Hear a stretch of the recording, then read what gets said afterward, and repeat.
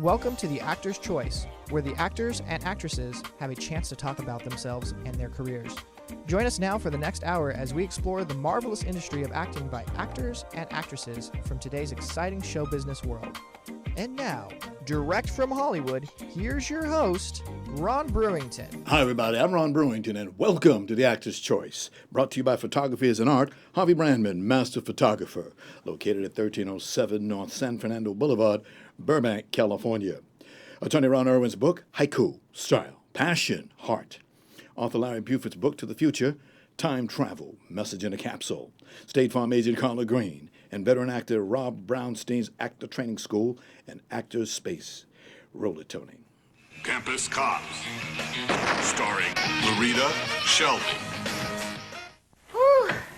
I got a half-hour reprieve. He's on the John. I had to check the bowl for frogmen before he'd sit down. How much of his lunch are we supposed to eat? While we're out here risking our lives opening letter bombs, eating poison, and looking down toilets, where's Royce?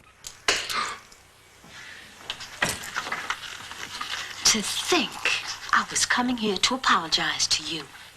Royce, you've done some low things, but taking my cake really takes the cake. To you, this is just a white satin 3-layer coconut dream cake with cream cheese carnations. But to me, it's a career.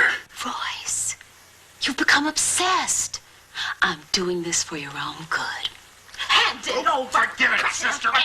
Stuck in the flour.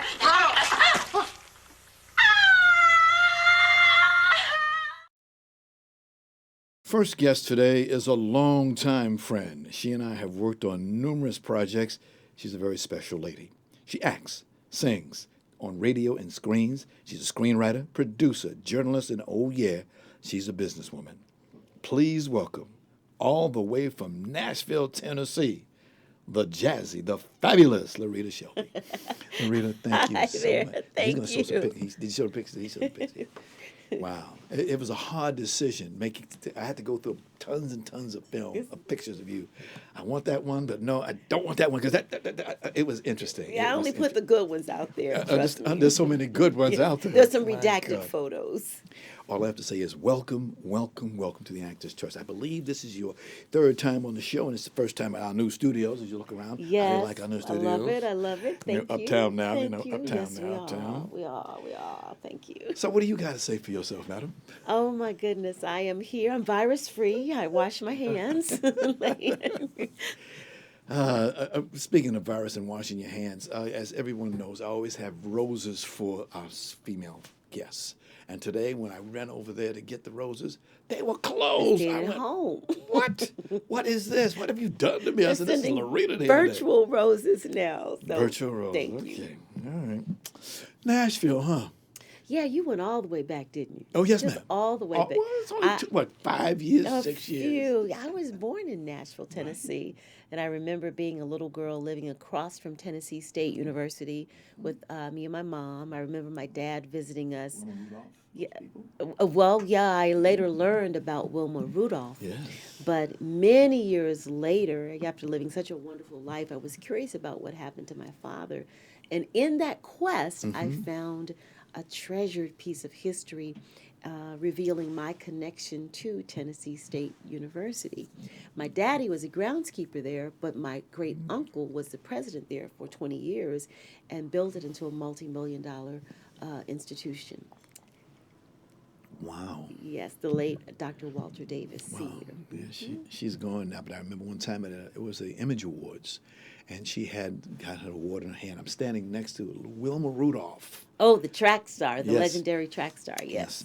And she wanted to do. She said, "Can you hold this for me?" Oh, yes, ma'am. I'll be glad to hold it. A lot I of just looked history at- there.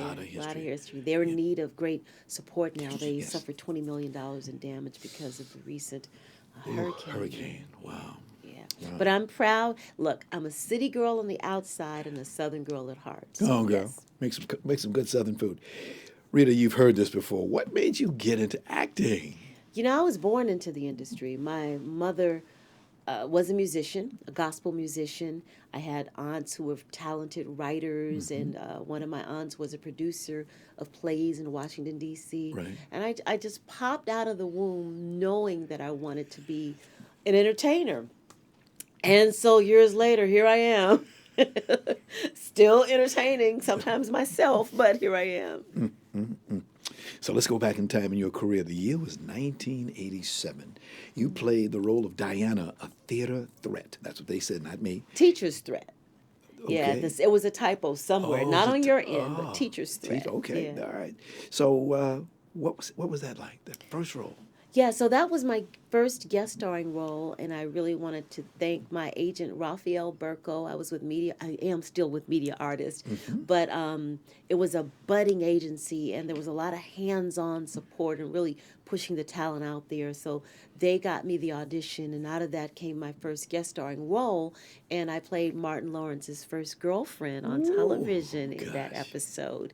And I played with, I think, the late Ed Bernard was my father. But now an interesting point to note is that I had been an extra on that show about a year or so before. See, I grew up just believing that all things were possible and not listening to any of the naysayers. And in Hollywood, they say, oh, if you've been an extra, you will never star in a show. Woo, woo, woo, don't do that. I got the audition, read for the producers, and they were like, you look familiar. I'm like, you do too. Got the role, and so that was a breakout role. That was a long time ago, but my gosh, it was an honor to work with legends such as Martin Lawrence and Ken Sagos and Ernie Thomas. So, Okay. But there was those doggone auditions that you have to go through. oh yes, the Yes. auditions, and but you know what though? I mean, I don't lament them in any ways, especially nowadays, because back in those days when an actor had an audition, he or she had an opportunity to get before real live people and present your energy in the room. And sometimes that's really what it boiled down to. If you had two performers, who could really cultivate the energy in the room, leave that room bubbling over in laughter or tears or whatever.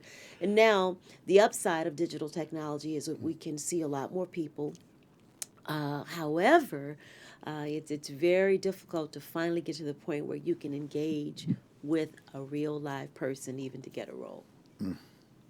Speaking of getting roles, you got to know people in this town. And over the years, you have limited Yes. with your personality, with the way you carry yourself. Lady, a lot of people love you in this town. Well, I thank you for that, but Yes. let me demystify that. There are associates, Yes. there are friends, Yes. there are allies, and there are people who will kick the door down for you. Now that I am transitioning more into writing and producing, I can tell you right now, there are people on Facebook that I know who I cannot get on the phone, who I've worked with before, who I greatly admire, Yeah, it gets who that I way. cannot get on the phone. If they saw me in public, they'd go, oh, hello. So, but you take that in stride. It's a point of awareness, but you have to keep an open heart and keep the faith that whoever is for you is going to be for you. And if they're not able to be your advocate at that time, bless them and then welcome the opportunity for whoever that next stranger is going to be, who's going to be a blessing to you, or if you can recultivate a relationship that you once had in the industry. Well, let's go from one question because it's very simple. As you look back, please tell us about the most treasured memories of working in Hollywood. The most treasured memories of working in Hollywood. Okay, I'll try to be succinct because that's a big one. There'll be two. Just one in general is because of having been in a movie, which we're going to talk about a little later on, understanding the transcendent nature of what we do. You could have been in a role, big or small, 10, 15, or 20 years ago, and then meeting with people who remember the lines from that movie or from that television show. So that's an esoteric answer and overall. And the other one is very specific. For 7 years, a little known fact is that I was a broadcaster on the Armed Forces Television and Radio Services Network, Thank and you. I commend you and thank you all for your service. However, I was on the air during Desert Storm, and I was blessed to travel to the Far East shortly thereafter to meet with fans and enlisted service men and women on the bases. I met a man in Japan who was very, very shy. At an autograph session, he wanted to give me his cap. And I'm like, well, who are you? Do you want my picture? No. Well, can I sign an autograph? No. I want to give you this cap that I wore in Desert Storm, and I just wanted to say thank you. I'm like, you're thanking me.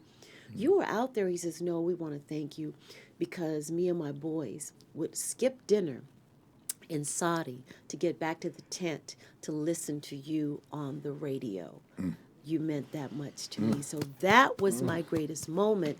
Not a moment for me, but a moment as an opportunity to be in service as a performer, as a radio broadcaster, as someone who uses their gifts to encourage and raise awareness and consciousness. Wow. Thank you, thank you, thank you. Tell me thank you. I tell you thank you because remember that TV show with Robbins in it, Good Morning Vietnam? Yes. That did a lot for AFRTS, Armed Forces Radio, for a lot, because a lot of people didn't know what they were because they're all out of the country. It's just for military tropes.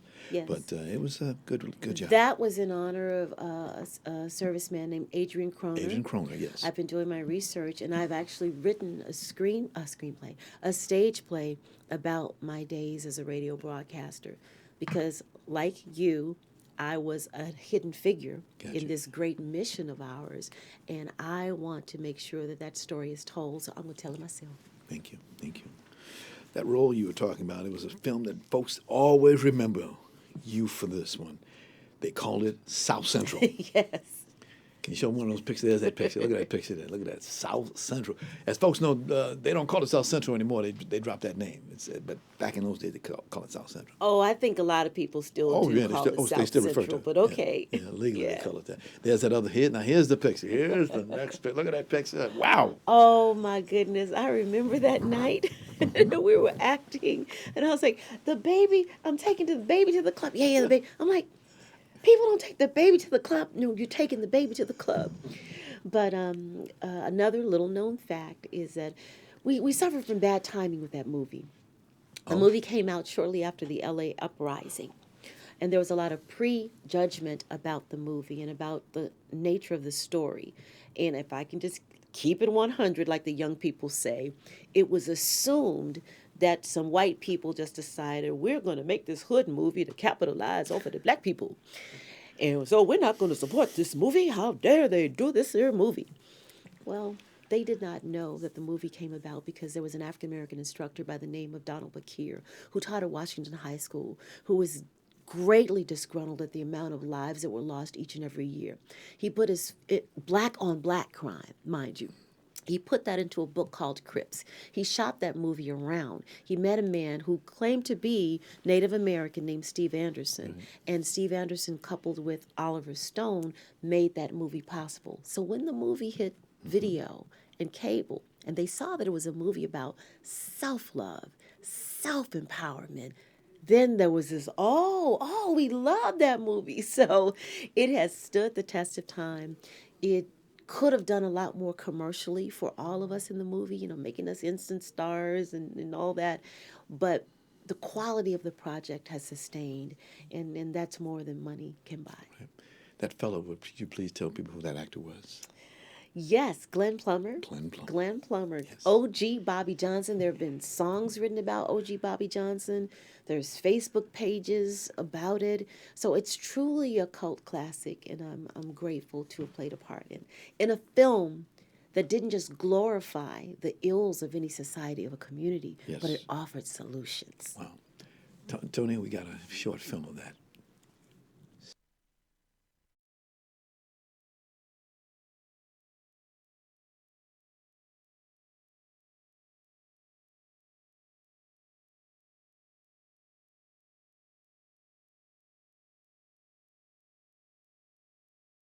How long ago did that movie come out? You know what? That was 27 years ago. Wow. We had the 25th anniversary screening at Cal State LA because Donald Bakir's daughter, Amina Bakir, is a filmmaker, and we all got together. And there it is. There it is. He brought it up. Okay, there we go. If you can go back just a little bit, there we go. Okay.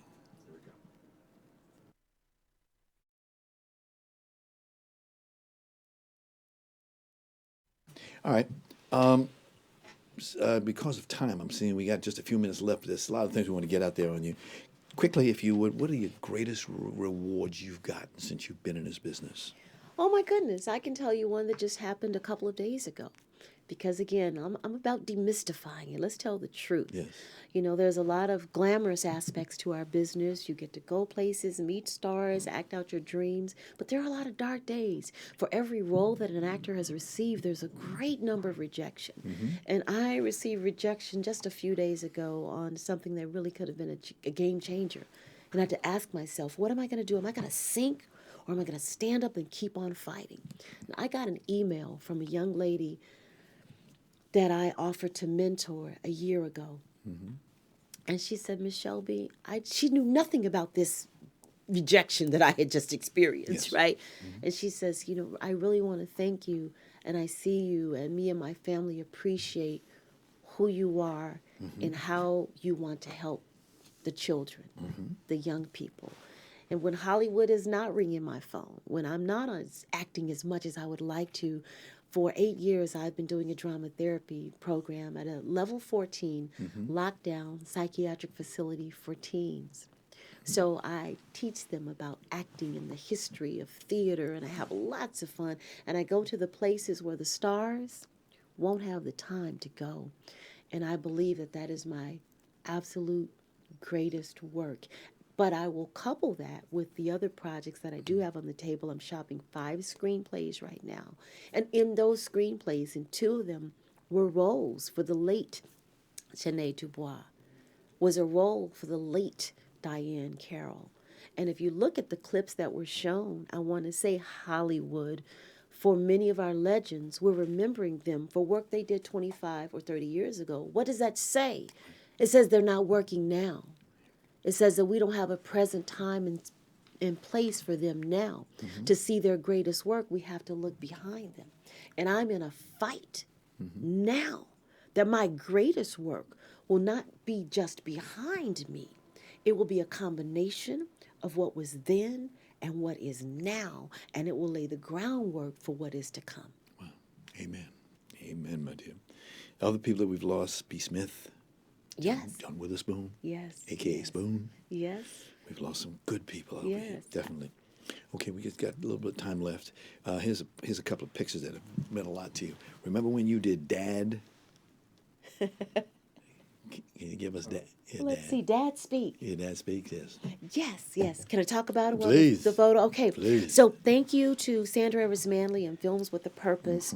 I wrote a book about the quest for my father. It was a 40-year journey. We live in a society where in many cultures, mothers and also fathers kind of drop out of children's lives, and we never knew why. Some is for good reason, and some is just, I don't know, je ne sais quoi. So I wrote the long version of the story in my book, On My Father's Side, a true and miraculous story of a father and a daughter and their 40-year journey to reunite. Yes. After I told my story, Ron, I had so many men who kind of leaned in and said, well, you know, I got a child out there too, and I wonder what happened. And I really hope that my daughter, wherever she is, knows that I love her. I really hope that my son knows that I fought to be in his life. Wow. And I was so empowered by the stories of these men that I wanted to create a short film to give them an opportunity to speak. Got you. Honoring Shirley Chisholm.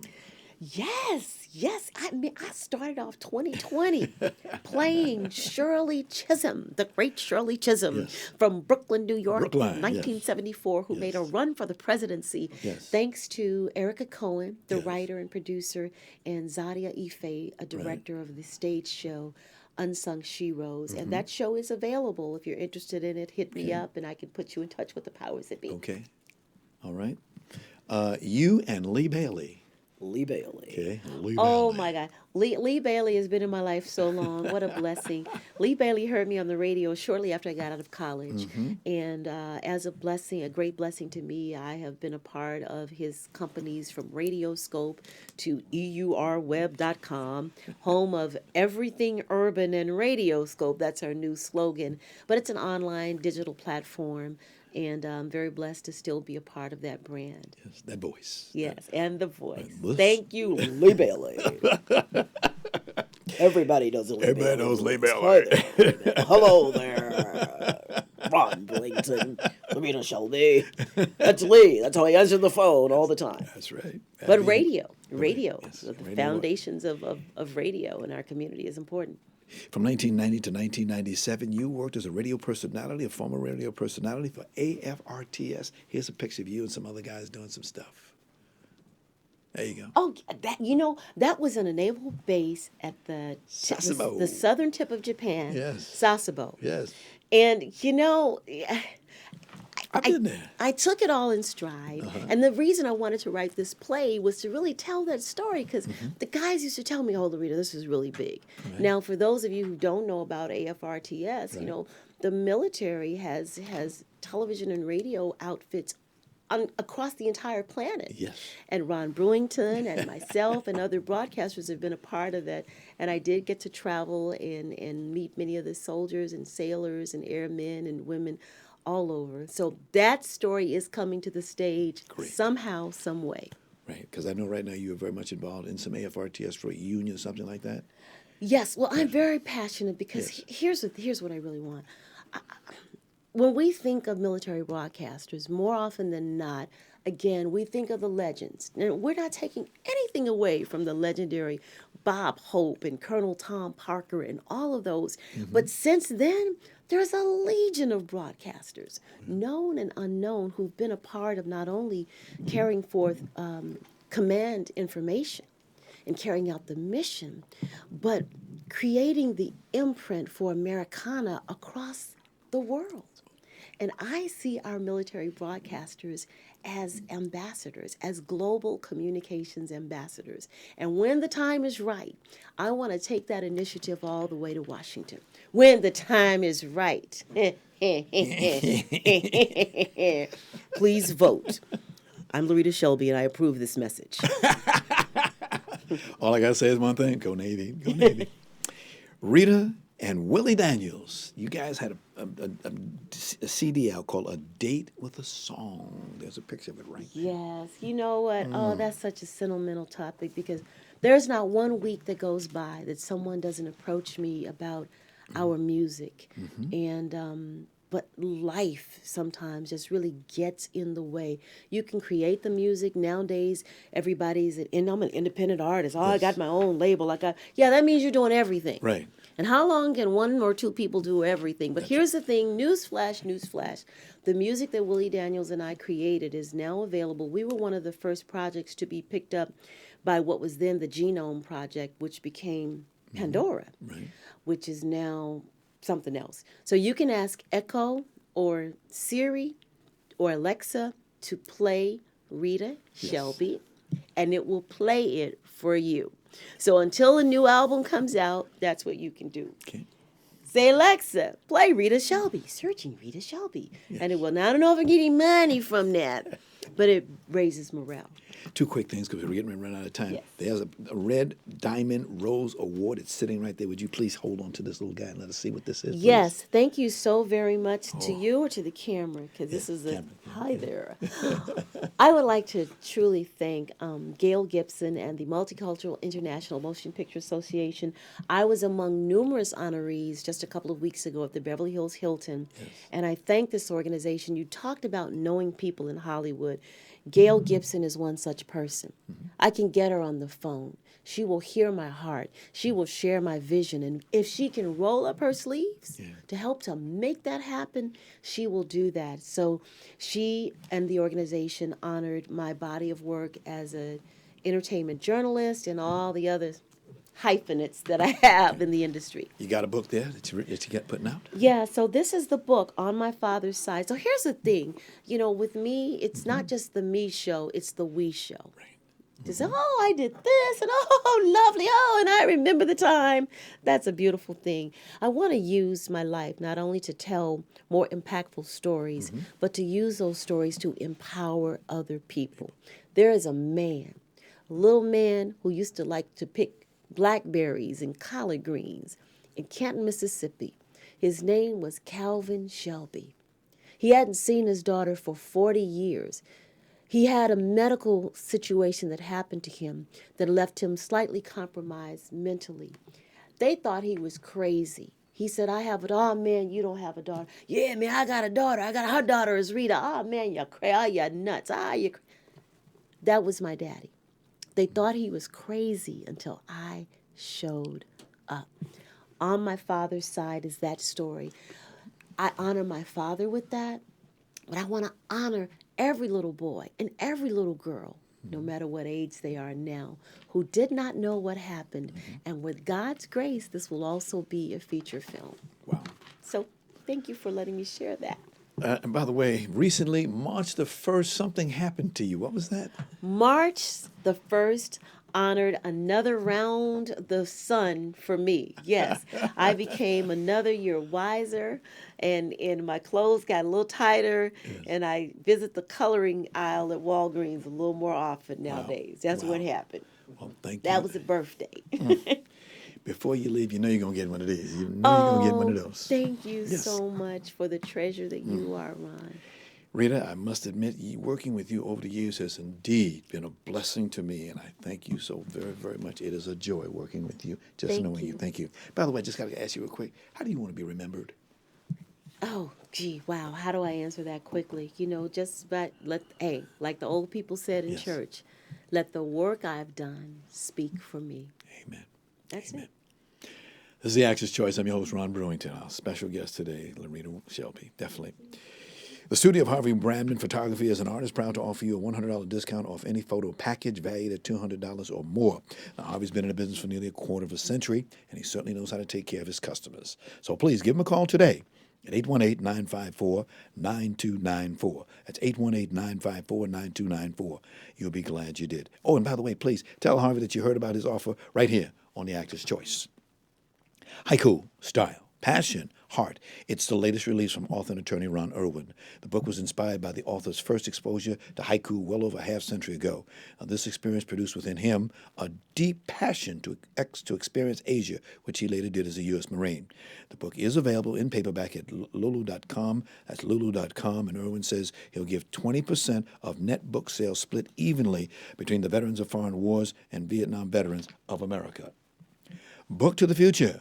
Time Travel, Message in a Capsule. It's a book by author Larry Buford. It's a historical and faith-based account of how what we do and follow today will affect us tomorrow.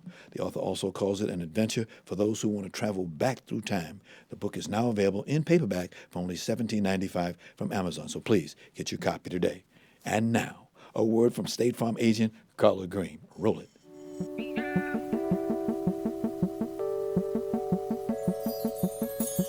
Let me ask you something.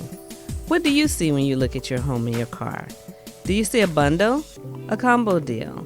That's how other insurance companies see them. But a State Farm agent sees so much more. Because the State Farm agent sees your home and your car as more than just four walls and four wheels.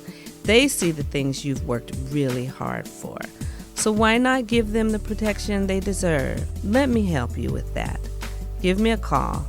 State Farm agent Carla Green, 213-239-9675. I look forward to speaking with you.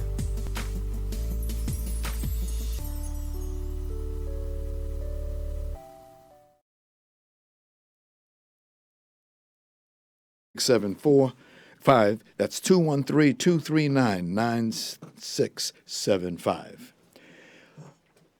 Actors Space provides classes and private coaching by veteran actor Rob Brownstein. And Actors Space has Thursday night classes for working actors and Tuesday night foundation and technique classes for early career actors. The idea here is to build on each actor's strengths and who you are to help refine and reimagine your acting and your career. For more information, contact class at rbrownstein.com. That's robbrownstein.com, or you can call him at 323-646-1268, 323-646-1268. Ladies and gentlemen, 3 weeks ago, renowned stage writer Vincent Terrell Durham was right here as a guest on The Actor's Choice, and we spoke about his work and what he's given, etc., etc. But one project he talked about was a play called The Fertile River. Well, folks, tonight he's asking you to join him with director Justin Lord at the Road Theater Company located at 10747 West Magnolia Boulevard in North Hollywood tonight at 8 o'clock. Pay as you can to see a stage reading on the play. Now, he's got some great actors and actresses, including Dan Martin and Denise Dose. Don't forget, tonight, March the 9th, 8 p.m. at the Road Theater Company, 10747 West Magnolia Boulevard in North Hollywood. Tonight. Restoration Stage Incorporated, in association with the Black Hollywood Education and Resource Center, proudly presents Veils the Musical, written by Stephen A. Butler, Jr., and directed by Courtney Baker Olive. The event takes place on both Friday, March the 13th, at 8 p.m., or Saturday, March 14th, at either 2 p.m. or 8 p.m. at the Nate Holden Performing Arts Center, 4708 West Washington Boulevard, Los Angeles, California. That's the Nate Holden Performing Arts Center, 4708 West Washington Boulevard, Los Angeles, California. For ticket information, please call 323-964-9766. That's 323-964-9766. Veils, the musical. Thank you. And finally, if you have a product, a service, or anything like that for an upcoming event, please give us a call at 323-533-1036 so we can have it on this show. Our prices are very affordable. Thank you. This is the Actor's Choice. I'm your host, Ron Brewington. Roll it. E a sua viagem, como está? Já conseguiu o resultado? Tem sido limitado, Sr. Costa. Tycor ficou surpreso com a minha visita. Eles estão sendo honestos com você? Não totalmente. Eles não mencionaram o financiamento do banco. Eles mencionaram Jericó. Eles estão cientes que nós sabemos disso. Não disseram nada, não. Você tem que forçá-los a falar sobre Jericó. It's quite a career. Born in Rio de Janeiro, Brazil, he has participated and seen a lot of events. He's been a part of music, politics, played soccer at 8, became a behavior professor at 20. I could go on and on and on. So let's hear it from him. Ladies and gentlemen, I give you Mayuto Correa. Did I say that right? Mayuto Correa. Okay. Sir, you have been, we got 24 minutes, but we got a lot to talk about. Please tell us where, how, and when did you get your justified career to get you started in this business? Yes, I was like in Brazil. I actually, when I was 11, I was an actor in a duo, me and a gal in school, and we became like known in the city because the clubs started to book us, and the name is Shushu is the gal, and I was playing an old man, and I called Rusted Old Man, and of course I had to put on my hair together, everything. Anyway, so I still play that guy today, but today they call it the Lonely Man, which is like it's an IMDb, you can see that. Yes. So I played an old man since I was very young. So that's it. But then that was it. And music came like a year later, but I was 11. Music came like when I was home, and somebody asked me, can you sub me as a percussionist? He broke a leg. Yes. And I said yes. Then I went, but then he decided to buy a cab and become a taxi driver. Gotcha. And then he gave me the instrument. I continued to play from 12 in a big band of, let's say, everybody with 30, 36. Could have been my father, pretty much, most of them. And then that's it. So it started. And then after that, I never stopped playing with a lot of people. Wow. You went to school. How were you able to conciliate all the work that you had? You had a lot of work. Well, it's like I'm very, till today, I'm very concentrated in things that I do.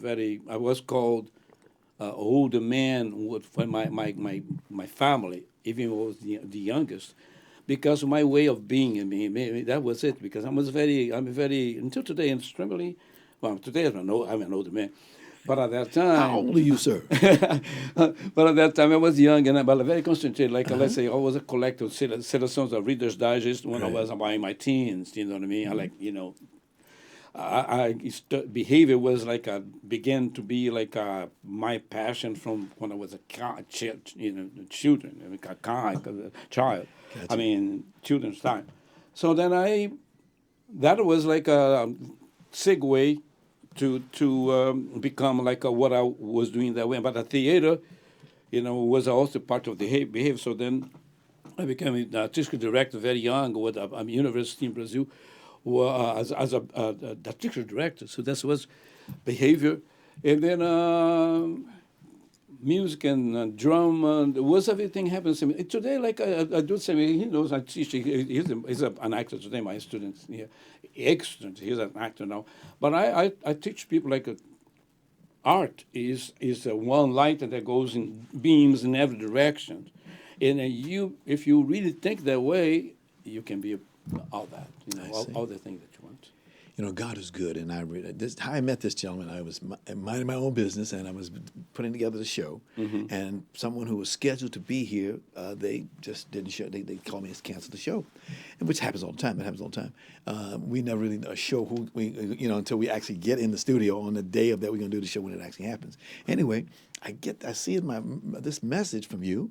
Yeah. I said, "What is this?" I'm looking at my computer. What is this? Let me call this guy. And I called you, and that's how we got together. It's amazing. It's amazing. He does that all the time. I have to give a credit to someone why I'm here too. Quickly, just give a credit. Please. Jesus Christ. Jesus Christ. Oh, of course. That's it. Because he is the one that put you together. Because I just got an award of best jazz, jazz album, 15 days ago. Everything happened so. Amazingly, abruptly, and good. Yes. My music spread throughout the world. And then we gave a call when nothing to do with what has been happening through the other side. And we got me a thing. You gave a call from something that's completely different than like you saw something that was sent to you as my PR. I sent to you. And then I sent to because I sent to a lot of people. Got you. But then you got it. That I said, wait a minute. And then I asked you, you came from my something about my award? And it said no. And then I said, that's Jesus, because only him can do that. Amen. He's very happy about it. And I know you, I saw your work. Yeah. I'm honored to be here. Well, Mayuto, you in your teens, you had music, acting. At the same time, you were also on the national soccer team. Yeah. Soccer team came out of my father. My father, we were very good players. Brazil, there's a lot of good players, and Brazil. Right. Brazil is soccer is thing. So since I was 8, and my brother and I, we were making money, 50 cruzeiros at that time when it was 8. I was 8, my brother was 10. And we make money for that. So my father was very connected with some people. Like Flamengo is the number one team of Brazil until today. And Flamengo is champion of everything. The world champion. Flamengo got everything. I played so my father took to Flamengo when I was 16. When I was 16, he said, very proud of me and my brother, walked to the place, and there were all the people there, the directors, and he said, this is my son and my 2 sons, and they are great players. And then I got there immediately, and I got my brother didn't stay with that team. They went to another team. He went to another team there. So at that time, the national team was really happening. So the coach of Flamengo was also the coach of the national team. So he took me straight to the national team because when I made the train and the whole thing, you got it. I was at the national team, he's under 17. Because and my brother coincidentally played with the Pelé in the national team. Pelé. Pelé is a very good friend of mine. Yeah. We are very good friends. My brother played with the Pelé coincidentally in another situation, but through different situations through the army. So then anyway, then I ended up playing with the national team too, and my brother, and that's it. So my life. But I have a lot of people in the family, 5 or 6 that were professional soccer players and coaches, and so it's Brazil is very common. But you also later made a move to Mexico too. Yeah, I had to make a move to Mexico because by the time that in '69, I was already in a university as a writer and director and producing, teaching, and then I also was a musician, and I also to play writing for the newspapers, like I saw you in my bio, I'm sure, and so the dictatorship started in 1964. Right. So by 67, 68, not only me, many of the writers, many of the actors and directors or whoever, we were like all being, pressured by the generals. And he stopped me on a television show alive. One general called. I don't say much about that because they're still there. They're probably not there as much, but the lieutenants are there. Today they are generals probably.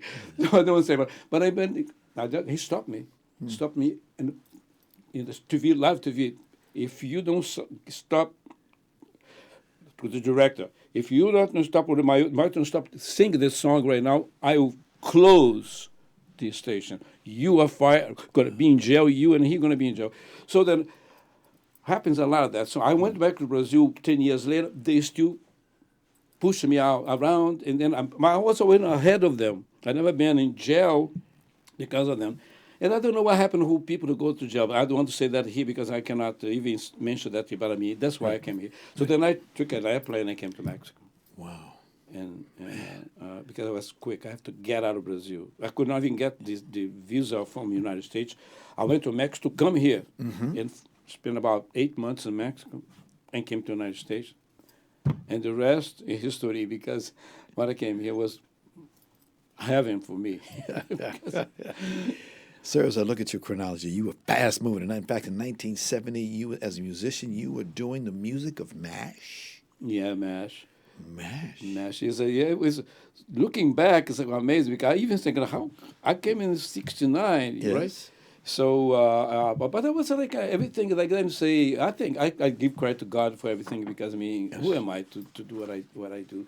Because I got masters because they were like I was the first, yes, became the longest probably comedy ever. But when it started, I had an agent. I had a beautiful, fantastic agent. Probably John Levy was my agent. I've heard that name. John Levy is like Nancy Wilson, Billy Paul, Cannonball, everybody. So he was my agent too, my manager. So I got a lot of stuff through him. Wow. As I was doing my research, I see that you have 15 IMBD credits as a musician. I mean, you did MASH, you did Homeboys, you did a lot of stuff that you did out there. Some of the people that you worked with, I'm going to drop a few names in for just a moment. Frank Sinatra, Michael Jackson, Henry Mancini, Harry Belafonte, Marvin Gaye, Neil Sedaka, The Temptations, Sammy Davis Jr., Sarah Vaughan, Etta James, and it just goes on and on. All these people you worked with. Yeah, my goodness. I'm so honored because those are beautiful people. Sarah Vaughan, she was my friend. She would, all those people. Bertolt Correa, friend of mine. Everybody, became my friend. And I my life is really in that way. I feel very good about because so many great people are there. Harry Belafonte is perfectionist, incredible person. I mean, I love them. Gotcha. I love all of them. Now, there's a gentleman by the name, you know him, Leonard Feather. He's now deceased. British-born jazz pianist and composer. He says that you are in hundreds of albums that were taped here in this country. Yeah, I believe so. I believe wow. It's true. Because I was there years ago, in the late 70s, I was doing an interview for KPFK, another station. Oh, yes. And somebody asked me that question, at that time, how many albums you record so far? Then I said, I don't know, because then one musicologist called in. I'm sure they have that on a record because that interview was kind of very serious interview. And that the guy said to me, said that in the air, you did more than 8,000 titles, meaning 8,000 songs, because titles is songs. So that means pretty much hundreds of albums. Yeah. Yeah. So he confirmed that with me. But anyway, Leonard Feather, he knew he did. I'm in encyclopedia. He wrote the encyclopedia. Yes. I'm in those encyclopedias too. Wow. So I mean, that's why he said that. Yes. Yeah. When Leonard Feather said something, it was it's true. Yes. In jazz, no jive. In jazz, yes. This is the guy. Got you. Other stuff you did, you worked on Shaft. You worked on Trouble Man, Marvin Gaye, Loretta, Chips, fantastic. I mean, and also the MASH 30th anniversary reunion. Yeah. Ouch. You busy guy. Well. Wow. Now, you did okay. This is, as you know, this is a show about acting, but let's take a few moments here to talk about your acting career. Okay. We opened up with what was that Redeemed, that movie? Uh-huh. And that was the third movie you did in 2014. You played the character of Mr. Costa. Yeah. Can you please tell us how that was? Well, that was like I was cast, like my agent sent me to do that. I mean, for an audition, I went there. I got it, and coincidentally, I didn't know that the producer of that was a Brazilian producer, and I know that. And then I met the producer, of course, later on. But I mean, when I got the part, I was very happy because I remember exactly the moment that I got the part, because when I did, somebody there clapping with my part, and usually don't do that. Usually don't do like those people are very very settled.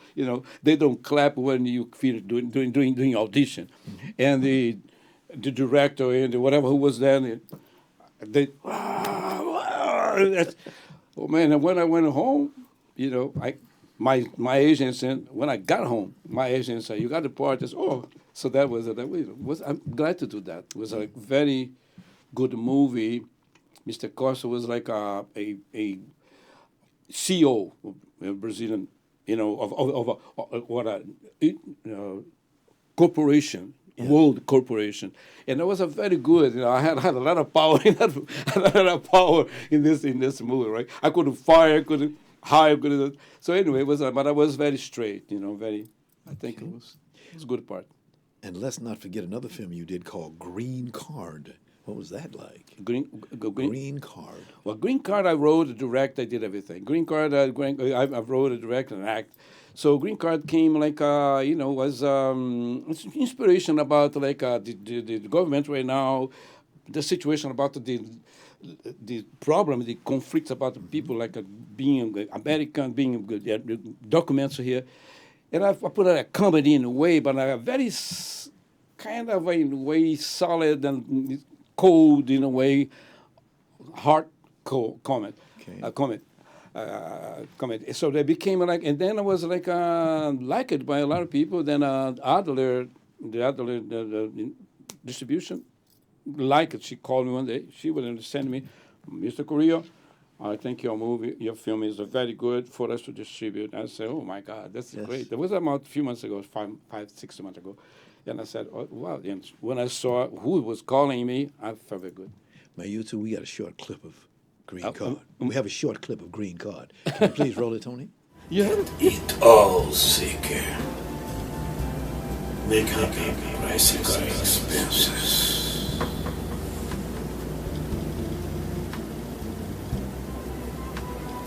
What is the money?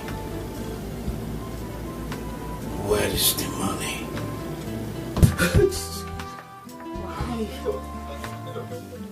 Why?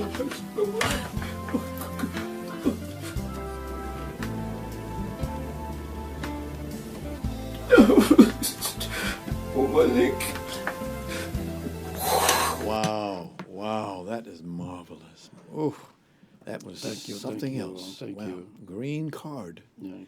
The term is very significant. Would you let us know where did the term green card come from? Well, the green card, like first of all, the green card comes from exactly the green card. If we to come to America, like you have to have a green card. Oh, yes. Yeah. When you become totally legal, you have to have a green card. Yes. You come with like a visa with like H2, whatever, to play or something, to do something, then you go back to your country. But when you get a green card, then you have then you become like a resident, an official resident. And after that, so you can become a citizenship. But it is a roller coaster for you to get to that situation. A lot of people take 20 years trying to become a citizenship, actually trying to get the green card. And that's why a lot of people get illegal because, they don't get the document. Well, green card is the one thing that gives you heaven in America. Yes. You become a legal. And that's why it's so complicated whether the actual situation right now, political situation right now to be here. I decided to do that film to make sure if in the end of the film, somebody like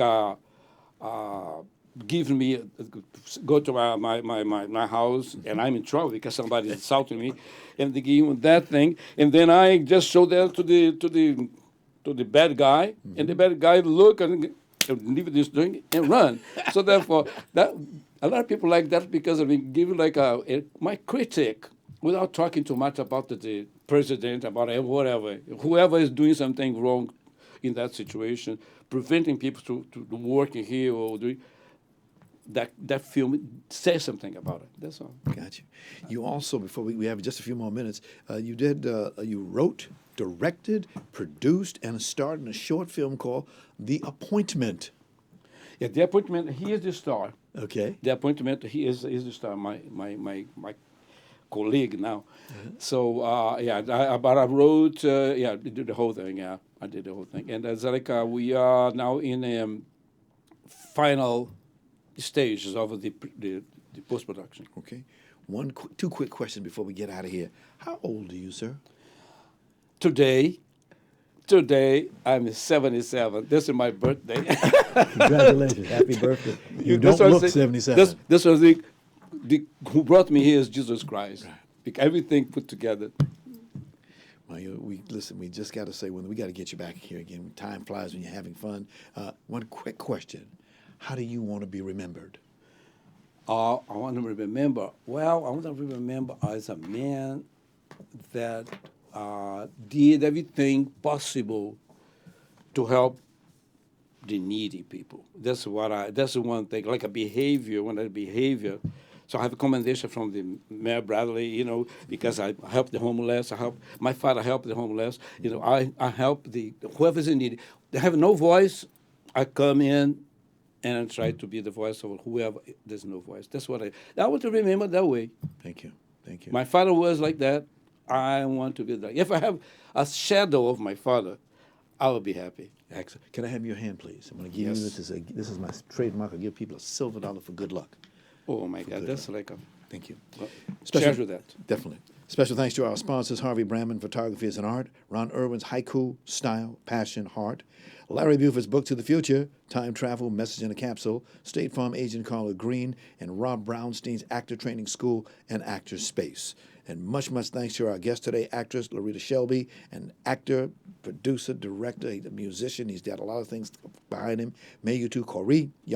And, of course, special thanks to our ever-growing audience. Be well. We'll see you next time.